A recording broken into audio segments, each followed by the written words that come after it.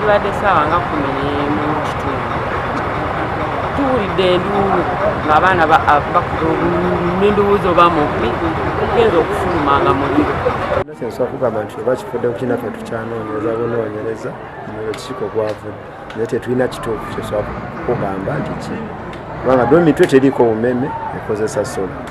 so tetunaba kumanya kituufu etuvudde naye akamusanze gavuddeko tugenda kudda ku cameras zitulage ekituufu bwaba muntu kamera ejja kuba zitulaga kubanga ddo mitwe eriko cameras eziraga emitima giweddemu tegiriimu kubanga neewuunya omuliro guvuddewa wano geetinzigali eri abaana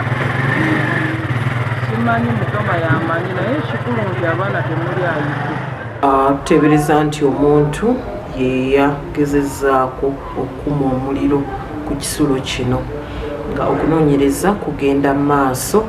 nga naye tukubiriza bannannyini masomero